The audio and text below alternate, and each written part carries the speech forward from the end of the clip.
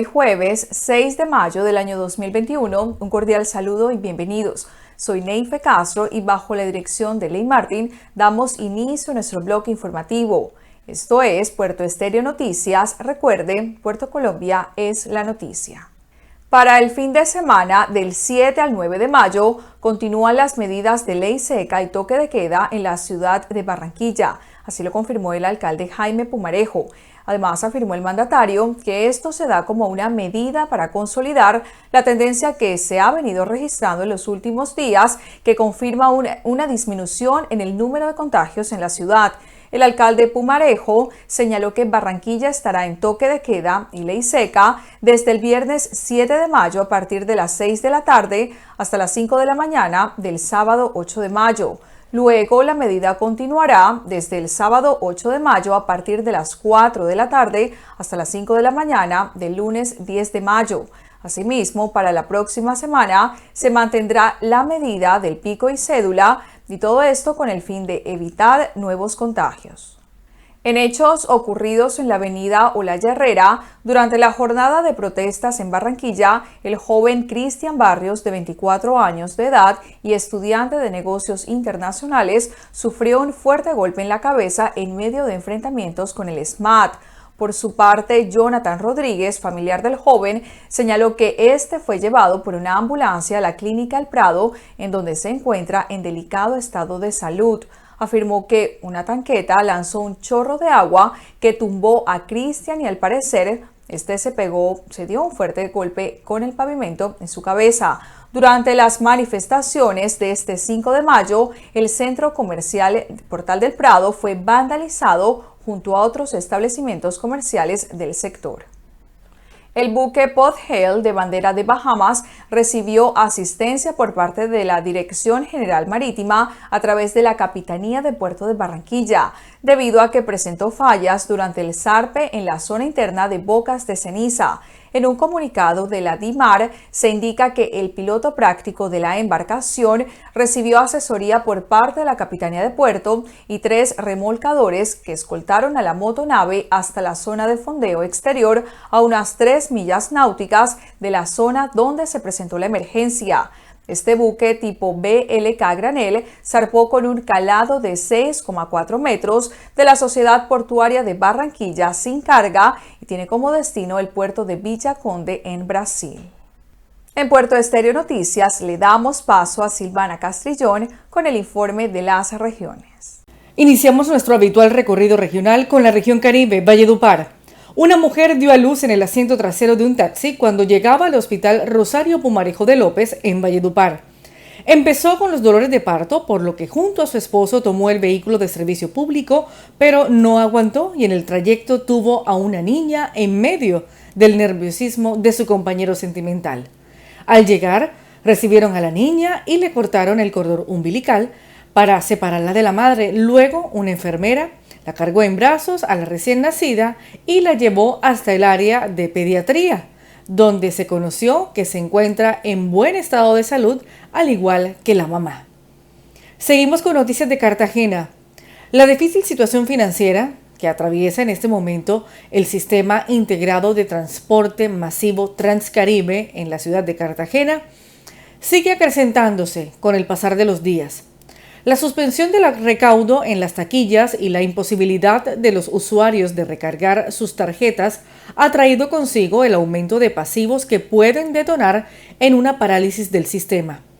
A esta crisis, que tiene las soluciones escritas en el papel, las cuales no se han ejecutado, se le suma ahora la renuncia irrevocable de la gerente de Transcaribe, Sindri Camargo, quien manifestó que sus motivos son netamente personales y familiares que no dan espera y debe entrar a resolverlos.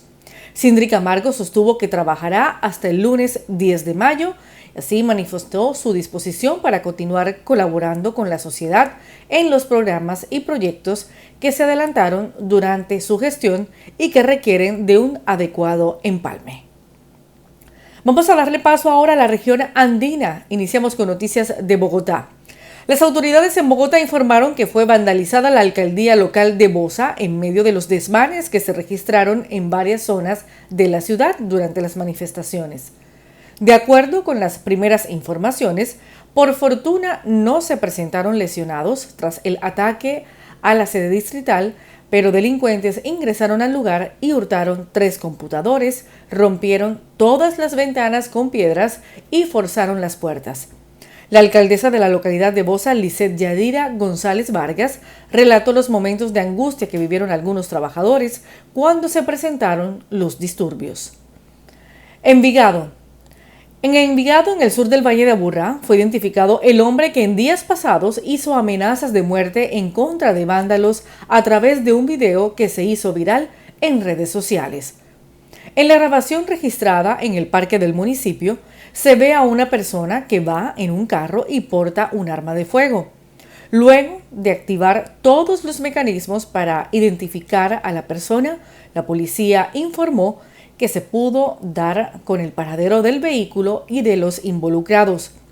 Por su parte, el hombre pidió disculpas y aseguró que es un comerciante del municipio y la grabación fue realizada luego de sufrir el saqueo de una bodega con pérdidas mayores a los 16 millones de pesos. Cerramos este bloque de noticias regionales con la región del Pacífico. Noticias de Cali. Los bloqueos en diferentes vías del Valle del Cauca continúan generando afectaciones para el abastecimiento de alimentos. Recientemente, Rafael Serrano, gerente de Pronavícola, ha manifestado que la situación ha escalado a un punto crítico en el cual está siendo prácticamente imposible alimentar y transportar a las aves.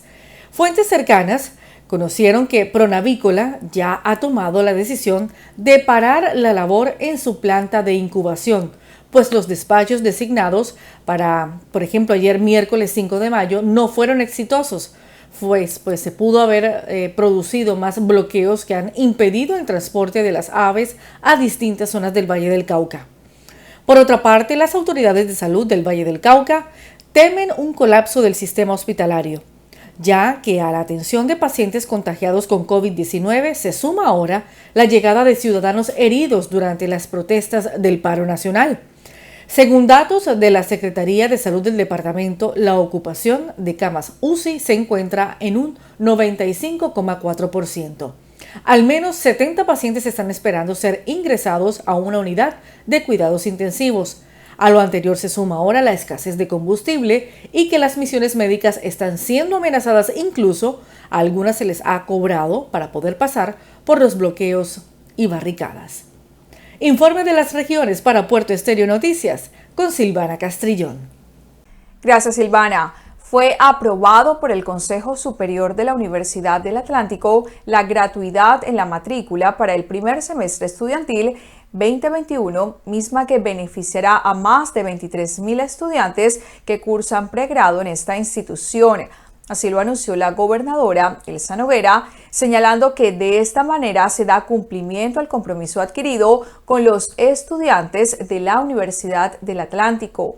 Asimismo, la mandataria anunció la asignación de 4.850 millones de pesos para garantizar la cofinanciación de la gratuidad del primer semestre de este 2021 de los estudiantes de pregrado de la Universidad del Atlántico y de esta manera entregar a cada joven un chip de internet gratuito que le permita conectarse a los programas académicos.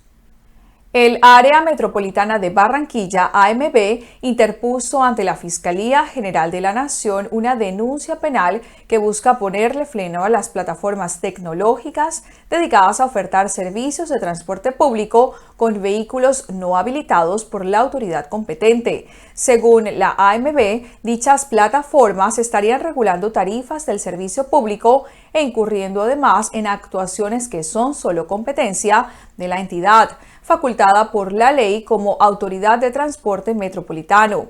Asimismo, por no estar habilitadas, estarían violando normas para la prestación del servicio de transporte público individual tipo taxi. En el marco de este proceso, el director de AMB, Libardo García Guerrero, solicitó a la Fiscalía que se tenga en cuenta los gerentes de las empresas de transporte público individual del área metropolitana de Barranquilla.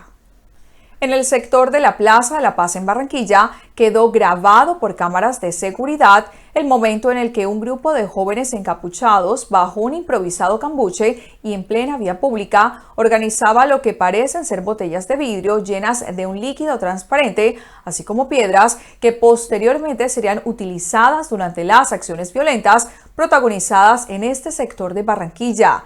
Luego de la intervención inicial del SMAT en medio de los actos violentos en horas del mediodía de este miércoles, los encapuchados se refugiaron en un cambuche improvisado con cartones en toda la cebra peatonal de la avenida Olaya Herrera con calle 53. En Puerto Estéreo Noticias le damos paso a Carlos Acuña con su informe de noticias. Neife, un saludo para usted. Labores investigativas de las autoridades aunadas a la presión ejercida por la Policía Metropolitana de Barranquilla y la Fiscalía Seccional del Atlántico permitieron la recuperación de varios elementos que habían sido hurtados el pasado 23 de abril de la sede deportiva del Club Atlético Junior, ubicada en Sabanilla, jurisdicción de Puerto Colombia Atlántico, mediante diligencias de allanamiento y registros efectuados el pasado 30 de abril en 3 casas del barrio Rebolo, en el suroccidente de Barranquilla. No se lograron ubicar los elementos que fueron hurtados por desconocidos. Sin embargo, la presencia de los investigadores judiciales adscritos al Grupo de Patrimonio Económico de la SIJIN llegó que en horas de la noche de este martes, los uniformados recibieron la información sobre la ubicación de elementos hurtados, los cuales se encontraban en la vía pública de la calle 17 con carrera 35, en el sector de los 3 postes en el barrio Rebolo. Un grupo de encapuchados atacó varios establecimientos de comercio ubicados en el norte de Barranquilla y destruyó semáforos y mobiliario urbano. Según manifestaron algunos testigos de los hechos, los desconocidos destaparon las vallas de seguridad que protegían los vidrios de la Olímpica ubicada en la calle 84 con carrera 51B y hurtaron bebidas alcohólicas y otros insumos. Asimismo, destruyeron vidrios de sucursales bancarias, los semáforos y las vallas publicitarias ubicadas en los paraderos sobre la carrera 51B. Los sucesos ocurrieron alrededor de las 5 de la tarde de este miércoles. Los desmanes se presentaron al margen de una nueva manifestación en la ciudad que fue convocada por movimientos estudiantiles. El proyecto de restauración de Bellas Artes está cada vez más cerca de iniciar las obras para recuperar la edificación del barrio El Prado, gracias a que ya fueron radicados los diseños y estudios técnicos en el Sistema de Información de Patrimonio del Ministerio de Cultura. Así lo anunció la gobernadora del Atlántico, Elsa Noguera, al conocerse que el contratista encargado de los diseños cumplió con el cargue de los documentos requeridos con el fin de que la Dirección de Patrimonio del Ministerio evalúe la viabilidad técnica del proyecto de intervención de Bellas Artes, al ser este edificio un bien de interés cultural del ámbito nacional. La Confederación Sudamericana de Fútbol, Conmebol, confirmó en las primeras horas de la tarde de ayer que el duelo entre Junior y Fluminense se jugará el día de hoy como estaba previsto, pero en el estadio del Barcelona de Guayaquil, en Ecuador, en el horario de las 7 de la noche. El partido inicialmente pactado para el Romelio Martínez a las 5 de la tarde de hoy jueves debió cambiar de sede debido a las indicaciones del gobierno nacional que recomendaron no jugar en Colombia a raíz de la situación de orden público. Neife, esta fue toda la información. Siga usted con más en estudio. Carlos Acuña para Puerto Estéreo Noticias. Gracias, Carlos. En noticias nacionales, un complejo parte de orden público entregó la alcaldesa de Bogotá, Claudia López, al presentar un balance de lo sucedido la noche del martes 4 de mayo, en donde, según aseguró, resultaron heridos más de 72 civiles y al menos 19 uniformados, 10 de los cuales incluso se les intentó quemar dentro de un CAI. Para López, Bogotá tuvo una noche trágica y dolorosa. El nivel de destrucción de violencia, de ataque contra ciudadanos, bienes públicos y contra miembros de la policía es realmente insólito. En una nueva jornada de movilizaciones, la mandataria hizo un llamado a la ciudadanía porque quedó demostrado que, de acuerdo con declaraciones de la mandataria, ninguno de los convocantes del paro ha tenido la capacidad de garantizar que la convocatoria culmine pacíficamente. Ante lo complejo de la situación, la alcaldesa Claudia López pidió además la intervención del ejército con el objetivo de solicitar la vigilancia de las URI y las comisarías en donde se encuentran detenidas más de 3.000 personas. Sin embargo, precisó que la ciudad no será militarizada. La plenaria de la Cámara de Representantes aprobó en segundo debate el proyecto de ley que busca modificar la ley estatutaria de la Administración de Justicia con el objetivo de descongestionar los juzgados y tribunales, designar un mayor presupuesto y digitalizar la rama judicial en el país. Afirmó el viceministro de Justicia, Francisco Chaux, que esta es una reforma que piensa en el ciudadano de a pie, que mira con esperanza a la justicia, esperando que no sea algo distante. Dentro de lo aprobado, en efecto, se plantea aumentar gradualmente de 11 a 64 jueces por cada 100.000 habitantes en el país. Este paso en específico busca descongestionar la justicia y acercar los mecanismos a la gente. La iniciativa, que para la presidenta del Consejo Superior de la Judicatura, Gloria Estela López, es necesaria para modernizar la justicia, deberá ser discutida ahora en la Comisión Primera del Senado en tercer debate. La Fiscalía le imputó al exgobernador Sergio Fajardo los delitos de peculado por apropiación en favor de terceros agravado y contrato sin cumplimiento de requisitos legales por no blindar un contrato ante la volatilidad del dólar. En el año 2013 se suscribió un crédito entre el Departamento de Antioquia y el Banco Corbanca S.A. y el movimiento de la divisa provocó que la deuda se duplicara. Dijo la Fiscalía que el crédito por $77 millones no fue transparente y no se adquirió para sustituir deudas, sino que fue una adicional y que habría beneficiado a un tercero. Por estos mismos hechos, el exgobernador Fajardo, quien se declara inocente, también es investigado por la Procuraduría General. A continuación, más noticias nacionales. Así es, Neife. El presidente Iván Duque no descartó reunirse con figuras políticas como el expresidente Juan Manuel Santos y el senador de la oposición, Gustavo Petro, en medio de la agenda que el gobierno denominó Encuentros sobre lo Fundamental y que se realizan desde ayer miércoles. El presidente Duque destacó que el objetivo es buscar que todos los sectores se puedan sentar a la mesa y abordar estas discusiones de país que son urgentes y necesarias. Seguimos con más noticias. Más de 1.742.000 ciudadanos venezolanos podrán iniciar la primera fase de la implementación del Estatuto Temporal de Protección con el fin de proteger a la población migrante que se encuentra en condición de vulnerabilidad. Según Migración Colombia, el proceso, que es gratuito y en línea, inicia con la inscripción del Registro Único de Migrantes Venezolanos y el diligenciamiento de una encuesta de caracterización socioeconómica. En otras noticias les contamos a través de Puerto Estéreo que el ministro del Interior, Daniel Palacios, declaró que en medio del 8º día de manifestaciones en el país, el gobierno nacional hace un llamado a que las protestas sean pacíficas y no se tornen violentas. Quienes hayan decidido salir a las calles lo hagan con el mayor cumplimiento de las normas de bioseguridad posibles y sea una jornada que transcurra en tranquilidad. El gobierno pidió que no haya más bloqueos que limiten la movilidad, la asistencia médica y la productividad y el derecho al trabajo. En otras noticias, fuertes críticas ha recibido el expresidente Álvaro Uribe Vélez por usuarios de las redes sociales que le reprochan haber señalado que un símbolo de la minga indígena es de un grupo terrorista.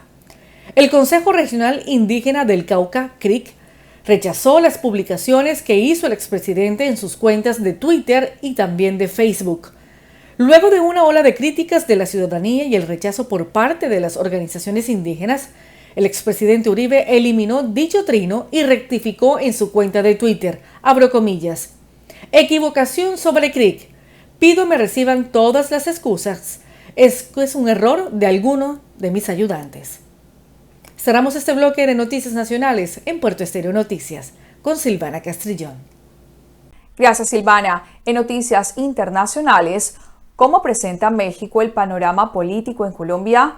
A continuación, la colombiana Dani Martín, conductora del Noticiero Nacional de México del canal Milenio Televisión, conversa con el periodista, escritor y exgobernador del Valle del Cauca, Gustavo Álvarez Gardiazabal, un personaje muy influyente en la esfera política nacional, autor de Cóndores no entierran todos los días. Eso es parte de lo que sucede en Colombia y la comunidad internacional está en alerta por esta lamentable situación. Más de 20 personas han muerto en los últimos días debido al uso excesivo de la fuerza contra los manifestantes en movilizaciones, en principio por esta reforma fiscal. Para entender un poco más sobre esta situación, saludo a Gustavo Álvarez Gardeazabal, escritor, columnista, político colombiano, doctor honoris causa en literatura de la Universidad del Valle y exgobernador del Valle del Cauca, sobre todo para hacer un análisis ya después de 8 días de manifestaciones consecutivas.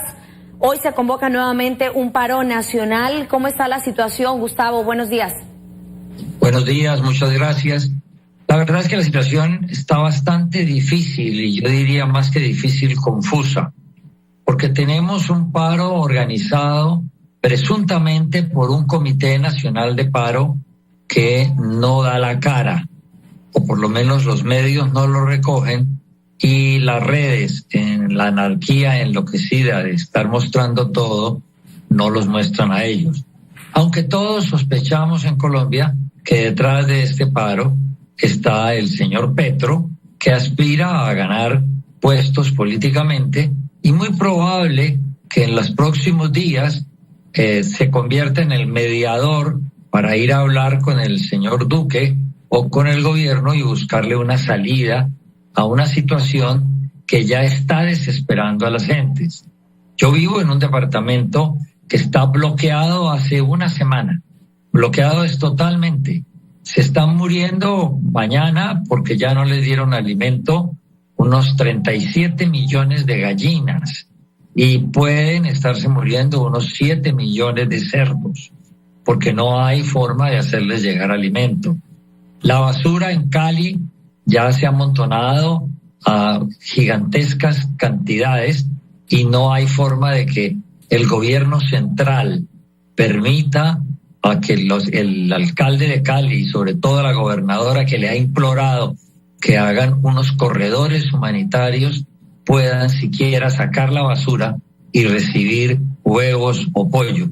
La situación es muy complicada. Claro, usted ahora que menciona el tema de Cali, son los videos que realmente saturan en este momento las redes sociales, donde vemos a policías disparando a quemarropa a los jóvenes y vemos a madres llorar y gritar en las calles, y esto también ha motivado estas manifestaciones. Se podría decir que se ha cambiado un poco el rumbo. En principio era por la reforma tributaria, también sabemos que en paralelo está esta reforma a la salud, pero ahora hablamos de indignación por parte de los ciudadanos. Esto ha ido girando vertiginosamente cada 24 horas. Esto comenzó como un paro de rechazo a una reforma atrabiliaria y de muy mal olfato político del presidente. No era el momento para hacerlo. Nosotros estamos en plena peste del COVID. Y en pocas horas, esas marchas, que fueron unas marchas de protesta, se convirtieron en vandalismo. Y pocas horas después, ya ese vandalismo se volvió una insurrección que se ha ido regando por todo el país. Pero el gobernante no la ha asumido. Él ha delegado en los alcaldes y gobernadores que la manejen, pero ni los alcaldes ni los gobernadores mandan a policía o ejército. Entonces hay una dicotomía que está generando una más mala imagen del gobernante, una más mala imagen de los organizadores del paro, porque la gente se está desesperando, tiene hambre. Claro, y no hay una solución inmediata, sabemos, para esta situación, y en una de sus crónicas incluso usted pide la renuncia del presidente Iván Duque. Cuando se llega a una insurrección, a los límites que está llegando la colombiana, estamos a punto de vivir uno de los prolegómenos de una guerra civil o a punto de ver caer a un presidente. Y pues las soluciones hay que buscarlas a las que menos cueste y sobre todo menos daño le haga a la sociedad. Si el presidente renunciara junto con su vicepresidente, la señora Marta Lucía, a quienes no se les tiene confianza, pues obviamente el Congreso debería reunirse a aceptar la renuncia y a producir el nombramiento de alguien que, por más malo que sea, no puede ser peor que la pareja que tenemos. ¿Considera usted también importante hablar de una reestructura de las Fuerzas Armadas? El país le teme mucho a la palabra reforma. Le ha cogido fobia a la palabra reforma, como le cogió fobia a la palabra policía, que es un país que ha ido esculpiendo sus rechazos. Y esa reforma estructural al ejército, pues debería empezar más bien por la policía, que tiene más contacto con la ciudadanía y está siendo acusada de muchísimas cosas más. Ustedes en México han vivido una situación similar y pueden entender lo que aquí se dice de la policía y como tal la falta de confianza que es fundamental para ejercer la autoridad.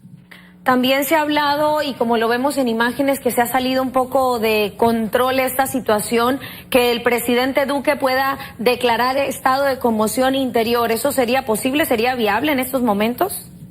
Si él hubiese aceptado la realidad desde el primer momento y nominara las cosas por su nombre, él tiene una manía que es la de llamar las cosas por un nombre distinto para que no lo ataquen. Por ejemplo, la reforma tributaria con la que nos iba a ahorcar se llamó Ley de Solidaridad Ciudadana.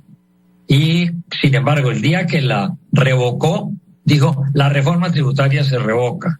Entonces ahora pretendía hacer seguramente lo mismo.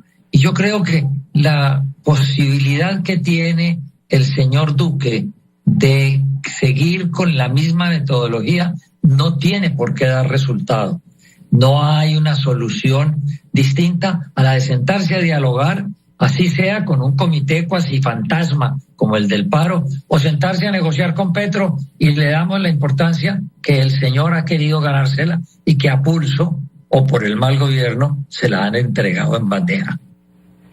Gustavo, sabemos que su opinión es muy importante. Quisiera saber cómo afecta a Colombia esta situación en el marco internacional. Pues yo veo, por todo lo que he alcanzado a leer en esta semana, en los distintos periódicos que consulto, tanto de Inglaterra como de España, como de Alemania, como ustedes en México y en algunos diarios de Estados Unidos, la imagen de Colombia de un país inviable se está imponiendo y eso no deja de perjudicarnos muchísimo. El presidente dijo que tenía que ser una reforma tributaria porque las calificadoras de riesgo internacionales los podían vetar y no nos iban a prestar plata. Se le olvidó que una situación de estas, generada por su capricho, por su terquedad y por su soberbia, bien podía hacernos muchísimo más daño. Ya no lo está haciendo. Gracias, Gustavo Álvarez Gardeazabal, por tomar la comunicación esta mañana y la situación tan lamentable que está viviendo Colombia en este momento. Las autoridades de Canadá aprobaron el uso de la vacuna de Pfizer-BioNTech a partir de los 12 años, convirtiéndose así en el primer país en autorizar el inmunológico para personas tan jóvenes. Supriya Sharma, asesora médica en jefe de Health Canada, afirmó que esta es la primera vacuna autorizada en ese país para la prevención del COVID-19 en niños, lo que sin duda marca un hito significativo en la lucha de Canadá contra la pandemia. Los datos de los ensayos clínicos muestran que la vacuna es tan segura para los adolescentes como para los adultos.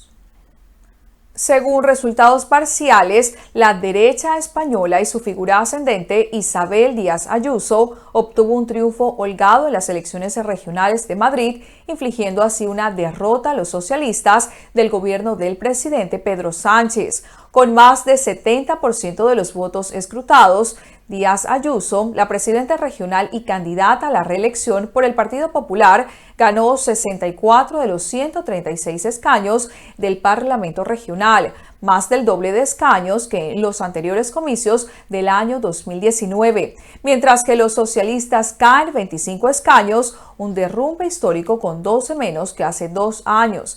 En estos momentos está en disputa quién gobierna la región más rica de España, dirigida por gobiernos conservadores desde hace 26 años.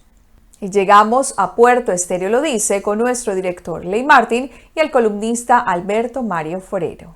Bienvenidos oyentes de Puerto Estéreo lo dice. Agradecemos infinitamente al doctor José Matías Ortiz y a Alberto Mario Forero porque nutren este espacio nos gusta que la gente opina, que la gente participa, cada uno da su opinión.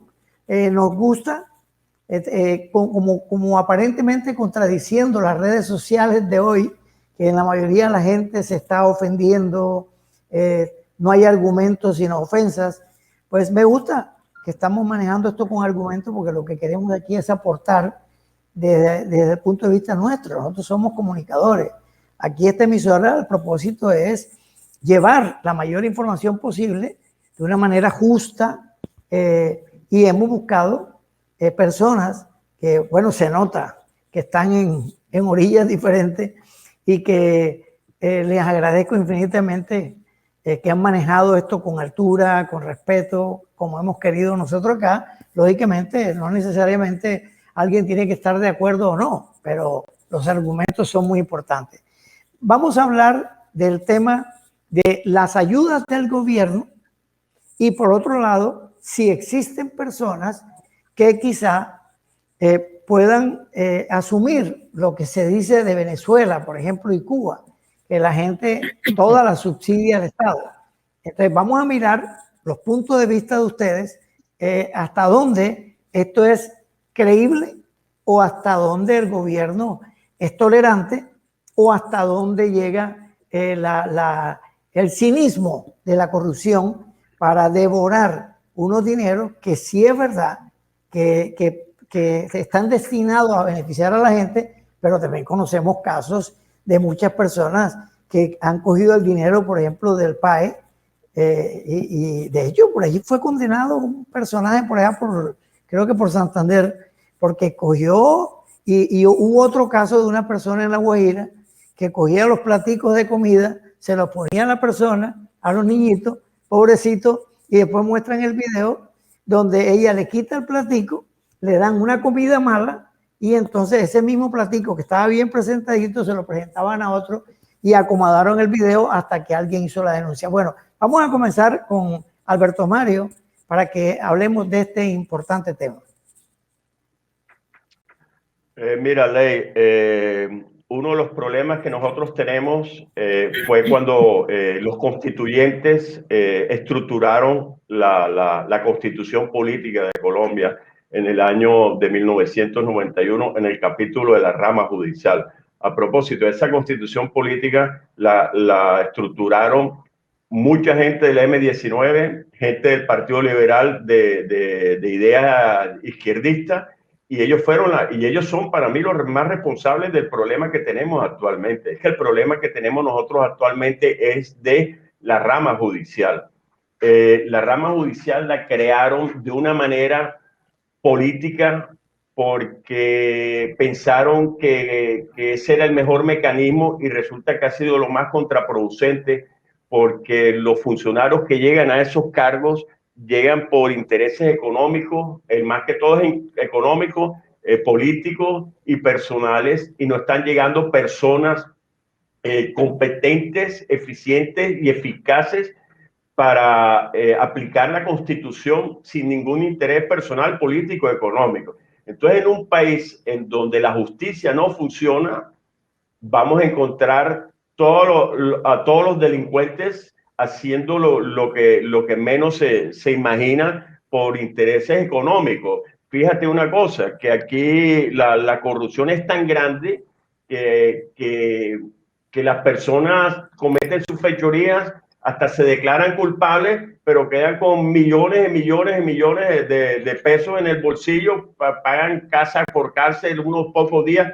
Y eso no es, eso es general, eso no es de que este partido que pertenece, no, es que la corrupción no tiene que ver nada de partidos políticos ni nada, la corrupción los delitos son individuales, ¿ok? Entonces, si en Colombia los organismos de control son corruptos, van a haber corruptos, ¿me entiendes? O sea, y eso no lo va a parar nadie. Pero quiero hacer un paréntesis en esto.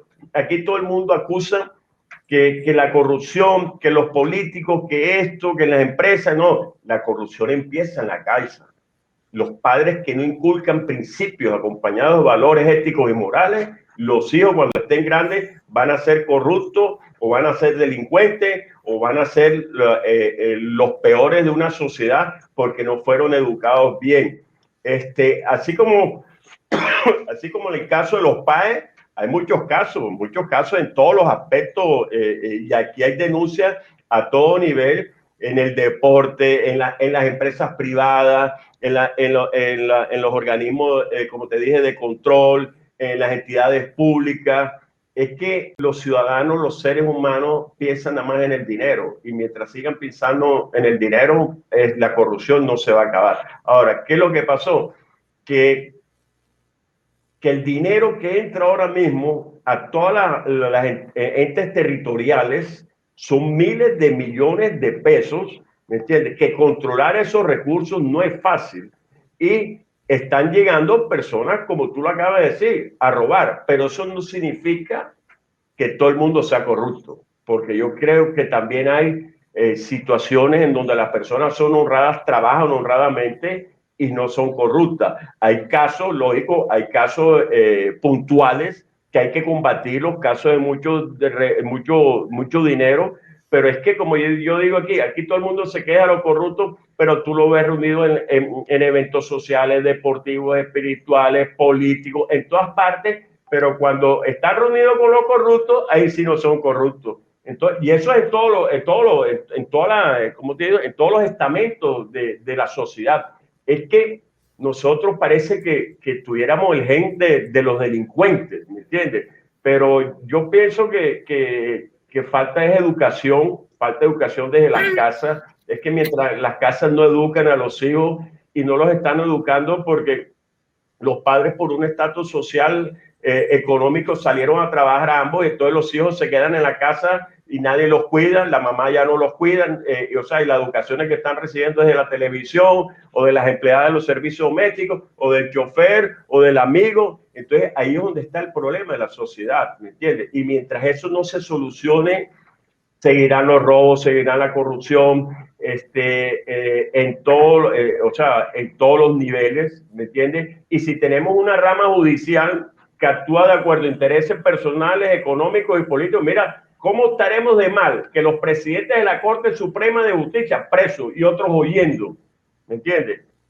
Y eso es un síntoma de llamar la atención, ¿me entiendes? Y mientras ellos, imagínate, el presidente de la Corte Suprema preso y el otro yendo, entonces, ¿qué se espera a los ciudadanos? Si que parte de justicia son unos bandidos. Entonces, es un fenómeno muy grande.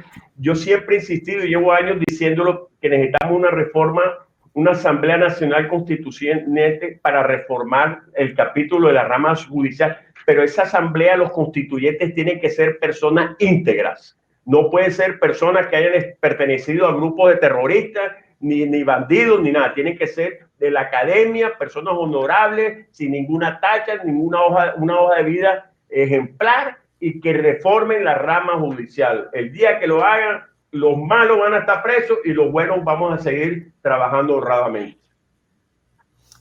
Doctor José Matías, ¿cuál es su opinión con respecto a esta exposición que ha hecho nuestro amigo Alberto Mario Forero?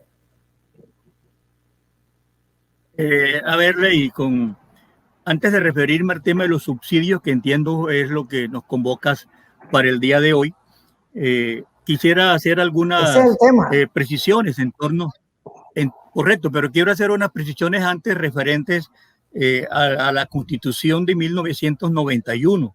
A mí me parece que hemos escuchado algunas aseveraciones imprecisas, por decirlo menos. Yo hice parte de la Asamblea Nacional Constituyente, como tú lo sabes, Ley. Fui constituyente en el año 1991. Conozco cómo se desarrolló la Asamblea Nacional Constituyente. Conozco el juego de las fuerzas políticas dentro de la Asamblea, porque fui protagonista de la Asamblea Nacional Constituyente. Hice parte de ese escenario. Fui uno de los 74 colombianos que discutimos durante 5 meses y finalmente redactamos la Constitución de 1991. Decir que esta Constitución fue hecha por terroristas o que esta Constitución fue hecha por el M-19 y por liberales izquierdistas es no estar avenido con la realidad de las cosas. La delegación de la Alianza Democrática M-19 eran 19 constituyentes, menos de un tercio. La gran mayoría de los constituyentes eran de origen liberal, de origen conservador, del Movimiento de Salvación Nacional, de algunas iglesias. Los sectores provenientes de la Alianza Democrática y M19 eran 19 constituyentes, no eran más. 2 indígenas, 4 delegados de los grupos insurgentes recién desmovilizados, para un total de 74, 70 elegidos, más los 4 designados directamente por el gobierno. De manera que yo creo que los radioyentes no pueden quedarse con la idea de que la Constitución del 91 fue una constitución hecha por terroristas y que por lo tanto debemos derogarla mediante una nueva asamblea constituyente que dé al traste con esa constitución que, entre otras cosas, ha sido la más democrática desde finales del siglo XIX hasta el presente. Cumple 30 años el 5 de julio de este año. Nuestra constitución cumple sus primeros 30 años y en esos 30 años ha sido reformada por más de 50 ocasiones y todas las reformas o casi todas las reformas han sido contrarias a su espíritu original. Pero dejo hasta ahí las aclaraciones. Me quiero referir al tema de los subsidios. Mira, Ley, hoy en día el Estado tiene algunos subsidios que deben ir en beneficio de las familias más vulnerables. Y el gobierno, uno de los argumentos que ha esgrimido para justificar la reforma tributaria que quiere imponer, retiró esta, pero va a meter otra, es justamente que esto no es una reforma tributaria, sino que es una reforma que busca la solidaridad social. Esos son términos eufemísticos, son términos mentirosos. Esta reforma no busca la solidaridad social. Esta reforma busca favorecer a unos sectores y desfavorecer a otros sectores. Frente al tema de los subsidios, nosotros tenemos que decir simplemente lo siguiente: son insuficientes. Yo no puedo decirle a una familia compuesta por 5 o 6 personas que con un ingreso solidario de 160,000 pesos al mes tiene para comer, tiene para pagar los servicios públicos, tiene para pagar arriendo, porque la gran mayoría paga arriendo, y tiene para sostener los gastos de educación y los gastos de salud. Me parece una gran mentira que el gobierno le diga eso a los colombianos. Realmente este tema de los subsidios ha sido debatido por economistas de mucho calibre y de mucho peso en nuestro país. Y le han dicho al gobierno: mire, gobierno, no continúe con una política miserabilista que con 4 o 5 subsidios, jóvenes en acción, familias en acción, ingresos solidarios, que cree que se va a combatir o la pobreza o se va a combatir los efectos más negativos de la pandemia del COVID-19 sobre las comunidades colombianas. Por esa razón, se ha levantado con mucha fuerza, a pesar de que hace un rato de pronto algunas personas no creen en esto, pero se ha levantado con mucha fuerza la propuesta de establecer en nuestro país de manera temporal, mientras dure la pandemia, unos 4 o 5 meses, una renta básica mensual equivalente a un salario mínimo. Si el gobierno, en vez de estar dándole 160,000 aquí, 80,000 allá, 60,000 por acá, junta todos esos subsidios y le agrega otro excedente vía presupuesto nacional para completar un salario mínimo y que le entregue ese salario mínimo a las cabezas de hogar de 5 millones de hogares colombianos. Por esa vía sí podemos soportar la pandemia en cuanto al efecto sobre la economía de las personas. La gente no tiene con qué comer. La gente sale a las calles con su carro de mula o su venta callejera es porque necesita ingresos para comer. La gente que sale a trabajar, a las empresas, que sale al comercio a trabajar, no es porque le guste exponerse ante un virus tan peligroso como el COVID, es porque necesita ingresos. Y justamente si queremos reactivar la economía, desde el Keynes para acá, se sabe y se conoce que la mejor manera de reactivar la economía es metiéndole plata en el bolsillo a la gente, para que la gente tenga poder adquisitivo, para que la gente vaya a los establecimientos de comercio a adquirir los productos que estos distribuyen, que son realizados en nuestras empresas, en nuestras fábricas. Entonces, es básica mensual de un salario mínimo mensual durante 4, 5, máximo 6 meses, me parece que sí ayudaría de manera significativa a combatir el hambre y a combatir la falta de inclusión social a que nos está llevando más acrecentado la pandemia del COVID-19. Alberto Mario, los industriales los empresarios, que son los que más impuestos pagan y los que tienen que velar por generar empleo. Usted, que es muy cercano a muchos de ellos, ¿cuál es la posición de ellos con respecto a las decisiones que está tomando el presidente Duque? Bueno, primero voy a hacer un pequeño paréntesis. Cuando dije lo de la constituyente sí estuvo conformada por terroristas, porque los del M-19 fueron Navarro Wolf, Rosenberg Pavón, Oti Patiño, o sea que no podemos desconocer eso, y fueron 19 miembros, pero esos 19 miembros se unieron 2 de la Unión Patriótica, 2 de los movimientos indígenas, o sea que eran prácticamente iguales la fuerza. Entonces no es así como el señor dijo, que claro que eran terroristas, o me va a decir que los actos que cometieron Navarro Wolf y Petro y todo eran que actos de niños de buena familia. No, señor, ellos mataron a gente, y entre unos mataron a un sindicalista que era un mercado, ¿me entiendes? Y secuestraron a otro poco de gente. Lo que pasa es que ya esos son temas que ya fueron perdonados, pero ahí hubo un error, porque es que ellos no han debido dejarlo que tú puedas ser de elección popular, sino perdonados los cargos como se los perdonaron, y pueden volver a la vida, pero no para elección popular. Entonces, corto ahí. Mira, yo te voy a decir una cosa. Yo he vivido en los Estados Unidos, conozco, soy español, o sea que yo tengo descendencia español, cubana, ¿me entiendes? Y conozco la educación y el sistema político también de Alemania, ¿me comprende? Y de muchos países de Europa y todo. Tú no puedes. Colombia es uno de los países que más impuestos paga. Aquí la gente no quiere venir, porque aquí las tasas de impuestos que les toca pagar a los que quieren invertir son altísimas. Lo que pasa es que aquí hay mucha evasión, ¿me entiendes? Ese es el problema, que si aquí no hubiera evasión, los impuestos bajarían, ya hubiera plata para todo el mundo. Aquí los industriales, aquí lo que pasa es que la gente no quiere saber. Aquí habla mucho de industriales. El único que yo veo feliz es los dueños de Tecnoglass, pero porque ellos exportan y ellos reciben divisas en dólares. Entonces ellos sí les está dando mucha rentabilidad esas exportaciones. Pero los industriales que viven aquí, que producen aquí, las nóminas no han tenido plata para pagar una nómina, porque aquí los gastos de nómina son altísimos. O sea, aquí te voy a poner un ejemplo sencillo.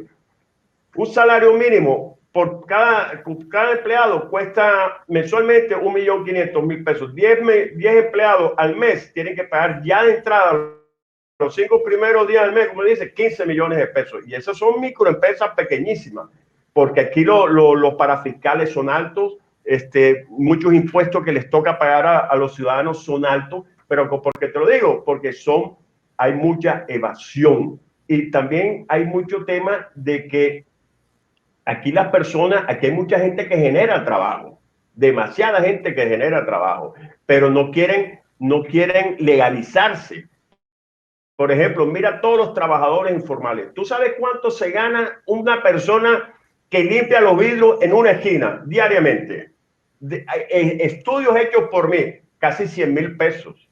O sea que se está ganando casi al mes, por no decírtelo mal, más de 2 millones de pesos. Y todos los vendedores ambulantes se ganan lo mismo. Lo que pasa es que tienen 2 y 3 mujeres, tienen no sé cuántos hijos, y les gusta mucho la diversión. Y no se organizan por eso, no quieren pagar. Mira lo que le pasó en el centro hace poquito. Todos los caseteros que tienen casetas allá en el centro se robaban la luz. ¿Me entiendes? Pero ¿cuánto le produce un carro en el centro a una persona de esa? Le entran más de 200.000 pesos mensuales, pero no pagan. O sea, quieren vivir de la ilegalidad y no quieren contribuir, no quieren pagar. Ese es el problema del trabajo informal aquí. Porque tú ves en los semáforos tanta gente trabajando en los semáforos. No es porque estén pasando hambre, porque tú lo ves gordísimo. Es porque no quieren vivir de la legalidad, no quieren trabajar honradamente, sino quieren estar que les regalen todo. Ayer le preguntaban a un venezolano, un señor, oye, ¿usted quiere trabajar? Sí. Bueno, váyase para mi finca y yo le doy trabajo. Ah, no, allá en la finca no, pero le voy a pagar 2 millones de pesos. No, yo en la finca no, yo me quedo aquí mejor pidiendo plata. Entonces, aquí hay unos estudios que se han hecho. en donde Colombia tiene mucha informalidad, pero un tema es la informalidad y otro tema es lo que ganan los informales. Y los informales ganan bastante. Lo que pasa es que no quieren pagar salud, pensión, nada. Entonces es lógico. Entonces ese tema hay que tratarlo también seriamente, porque en el centro lo que producen todas esas chazas, si no produjeran plata, no estarían en el centro, no estarían pidiendo plata. Lo que pasa es que no se quieren formalizar, no se quieren organizar. Aquí hay muchas de trabajar. Aquí tú ves en el SENA la página del empleo a cada ratico con empleo. Aquí hay trabajo. Lo que pasa es que la gente no quiere trabajar, quiere que todos se lo regalen, quieren que todos se lo regalen, y así no funciona un país no se desarrolla así.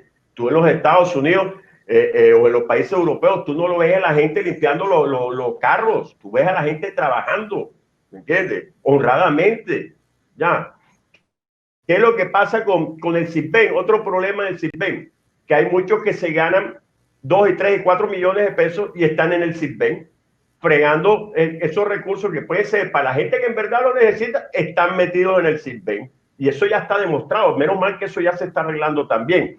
¿Me comprende? Pero aquí las tasas son muy altas. Las tasas de impuestos son muy altas, pero son muy altas porque hay mucha evasión. Mira, aquí el problema de Colombia no es que a la gente le regalen. Cuando tú le regalas algo a alguien, la malacostumbras, no la obligas a trabajar, no la obligas a que sea un empresario, no lo obligas a que produzca, que sea un emprendedor. Entonces todo lo quieren regalado. A mí nadie me ha regalado nada en mi vida y yo no soy una familia millonaria, yo soy humilde, yo trabajo desde los 12 años y yo me he hecho todo a punta de sudor. Yo cuando a los 12 años vendía paquito, alquilaba paquito, vendía limonada y así he hecho toda mi vida. Yo nunca le he quitado un peso al Estado y he pagado mis impuestos y de todo. No soy millonario, ni soy de la pobre, ni soy rico, vivo normalmente, tengo mis alimentos, pago mis servicios, no me robo el agua, no me robo la luz, no le robo nada a nadie porque me enseñaron a ser una persona honrada, ¿me comprende? Pero si la gente que gana no paga, este país va para nada, ¿me entiendes? Este país así no puede funcionar. Mira, ¿cuántos carretilleros hay en el centro de Barranquilla?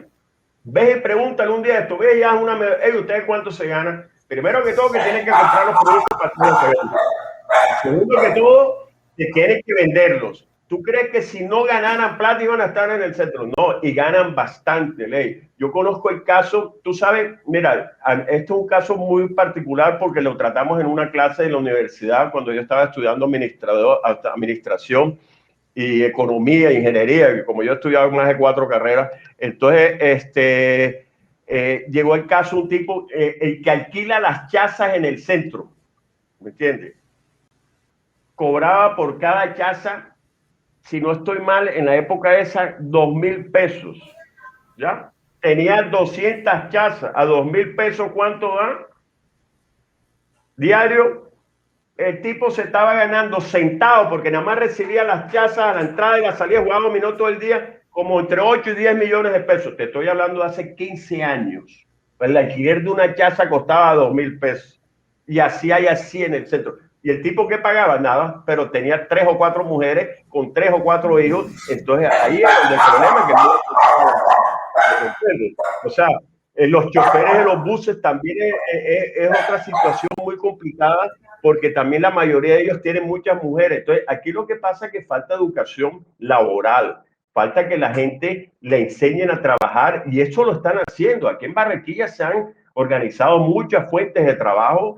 Y yo felicito a las administraciones aquí porque las últimas administraciones han subido la ciudad. Todavía hay muchos problemas porque es que teníamos muchos problemas, pero poco a poco se van logrando ir solucionando. Pero si tenemos problemas de robo, de corrupción, de que se extravían de un lado, se extravían, lógico que eso merma mucho, pero ahí es donde tienen que estar los organismos competentes y la rama judicial judicializando a todos los bandidos y metiéndoles cárcel, y no cárcel de 2 años ni 3 años, sino cárcel ejemplar. En Estados Unidos, el que le roba al Estado prácticamente es cadena perpetua, porque esa es la plata de todo. Y lo mismo debería pasar aquí. Aquí hay muchos bandidos, muchos delincuentes, porque no tenemos una rama judicial efectiva.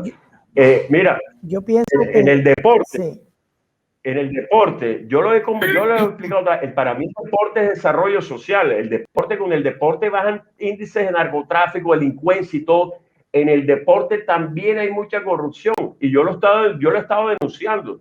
¿Por qué? Porque los que llegan a los puestos deportivos llegan por temas políticos y llegan a robar. ¿Me comprende? Afortunadamente, con el ministerio que se creó, ya se ha ido controlando mucho, y con la nueva ley del deporte, que va a ser muy buena, va a controlar todos esos clubes y ligas y federaciones, porque antes era un robo, mejor dicho, en escenario deportivo y todo, y yo espero que todo eso se vaya controlando poco a poco, pero aquí eso lo tenemos que controlar, porque la corrupción, si no controlamos la corrupción desde los hogares, no de la calle, que los políticos no. El político roba porque fue mal educado en su casa. Los padres tienen mucha responsabilidad de la corrupción en este país. ¿Qué puede agregar, doctor José Matías Ortiz? Por supuesto, Ley. 30 segundos para hacer otra precisión. En la Asamblea Nacional Constituyente del año 91, las listas de la Alianza Democrática M19 eligieron a varios personajes. Allí no solamente se eligió al señor Navarro o al señor Otipateño, que en gracia de discusión podríamos al menos escuchar lo que hemos escuchado recientemente. Mira, de esa lista hacía parte otras personas, por ejemplo, el profesor Maturana. ¿Cómo vamos a decir que el profesor Maturana era un terrorista? Que es una gloria deportiva nacional. De esa lista hacía parte un representante del Grupo Santo Domingo, que iba en el segundo renglón. ¿Cómo vamos a decir que ese representante del Grupo Santo Domingo, que es un grupo que ha generado empleo y que genera empresas en nuestro país, es un terrorista? Solo para poner dos ejemplos. De esa parte, de esa lista hizo parte un conservador de Nariño, el doctor Velasco, que jamás en su vida había visto siquiera un arma. ¿Cómo vamos a decir que es un terrorista? Y a mí me parece que el que tengamos alguna discrepancia con el contenido de la Constitución de 1991 no nos puede llevar a señalarla que es una Constitución hecha por terroristas y por liberales izquierdistas. Hasta donde yo tengo entendido, el doctor Jaime Castro, que fue jefe liberal en la Constituyente, el doctor Horacio Serpa Uribe, no eran líderes terroristas.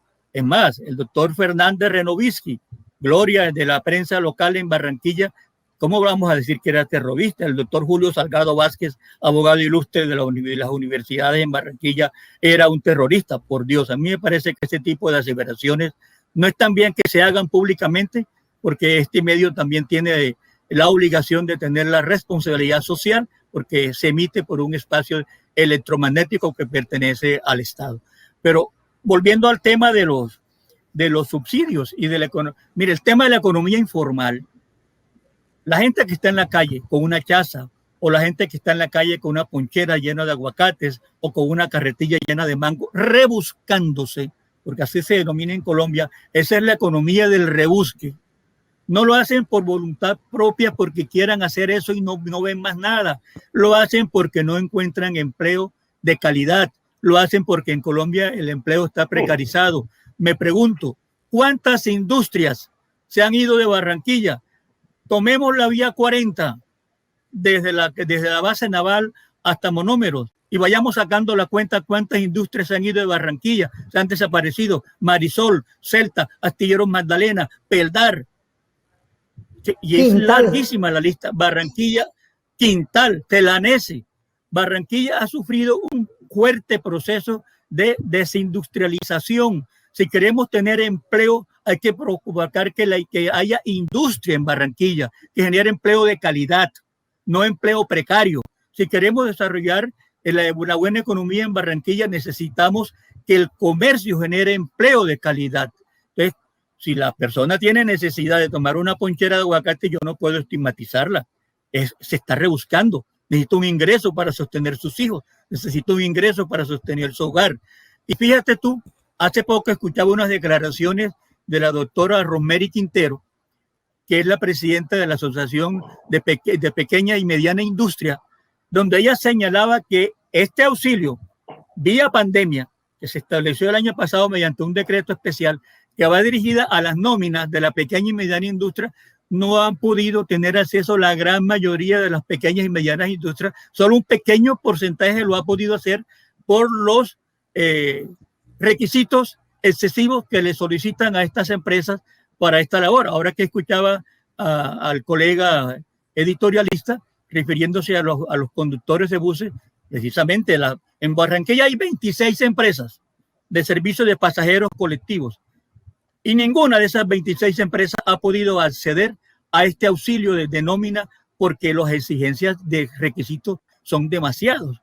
Entonces, estas empresas están sufriendo una debacle, entre otras cosas porque como se restringe la movilización de personas en la calle, obviamente, ¿qué personas van a subir en los buses y qué personas van a subir en la buseta si no hay gente en la calle? Entonces, por esa vía yo... Sí, Ley. Sí, tengo una sugerencia. Este es un tema interesante para nuestro próximo editorial. Propongo que para el próximo hablemos de la constitución de empresas, lo que dice el DANE y lo que es la realidad de las empresas en Colombia. Ese es un tema que va a ser de interés. A ustedes, amigos, muchas gracias y los esperamos en nuestro próximo editorial de Puerto Estéreo lo dice. Inicia el año conectándote con la oferta que el Internet satelital de HughesNet tiene para ti. Contrata hoy y recibe el primer mes gratis y 25 megas de velocidad en todos los planes. No lo pienses más y empieza el 2021 con el Internet que sí llega donde otros operadores no llegan. Llama ya al numeral 206 o visita internetsatelital.com para más información. HughesNet, líder mundial en Internet satelital. Aplican condiciones y restricciones. Oferta válida del 12 de enero al 28 de febrero de 2021. Más información en internetsatelital.com. Les habla Gustavo Álvarez Gardiazabal. Esta es mi crónica número 168. Está titulada Corredores Humanitarios y hoy es 5 de mayo del 2021. Desconocemos los colombianos las razones para que el gobierno central no les haya permitido a alcaldes y gobernadores que establezcan diálogos para constituir corredores humanitarios y que por ellos puedan avanzar elementos vitales para la subsistencia de muchas ciudades del país. Desconocemos también si el cuasifantasma Comité Nacional del Paro está en disposición de sentarse a conversar con las autoridades para establecer el funcionamiento de esos corredores. No sabemos tampoco si quienes aparecen como cabezas regionales del paro que se va regando por todo el país tienen suficiente comunicación y poderío para hacerles saber a los responsables de cada barricada, indios o venezolanos, sindicalistas o antiguos militantes, que esos corredores humanitarios deben respetarse y de respetarse como tal y por allí pueden circular determinadas cargas y vehículos. En el Valle sabemos que son 18 las barricadas que hay en las carreteras y hemos leído que hay 64 en el resto del país, según dicen haberlos contado don Tamalio y los acuciosos periodistas de Ibagué que se pusieron a preguntar de departamento en departamento y de capital en capital cuántas barricadas han sido colocadas en una y otra parte. Lo que sí sabemos es que ninguna oficina del gobierno central o de los cuerpos armados se ha dignado a hacer o el censo de esas barricadas que estorban o el informe diario de los eventos que se están presentando. Obviamente, no sabemos por qué han adoptado esa actitud de no informar a sus gobernados, pero sospechamos que como decidieron en su ficticia realidad que el paro no existía, por eso no tomaron medidas preventivas mínimas ni pusieron a sus servicios de inteligencia a seguirles la pista. De la misma manera, no hicieron balance de los actos vandálicos de que fueron objeto aquí y allá edificios privados y públicos. Todo se lo han dejado a la anarquía informativa de las redes o a la selección de los medios de comunicación que van cargados antes de tirar los dados del peligroso dominio que ejercen. Mucho menos que ha existido alguien que acepte, como gobernante o como medio informativo, que el vandalismo degeneró en menos de 36 horas en una insurrección. Por supuesto, el presunto comité de paro no le va a subir de categoría a este remesón nacional. Todos le temen a la verdad. Y como sucede en los prolegómenos de las guerras civiles, la primera víctima es la verdad. Muchas gracias. Queridos oyentes de Puerto Estéreo 101.6 FM, queridos espectadores que a esta hora nos sintonizan a través de nuestra transmisión por Facebook Live, llegamos al final de nuestra emisión. Gracias por acompañarnos. Soy Neife Castro y bajo la dirección de Ley Martín, esto es Puerto Estéreo Noticias. Puerto Colombia, pilote del progreso.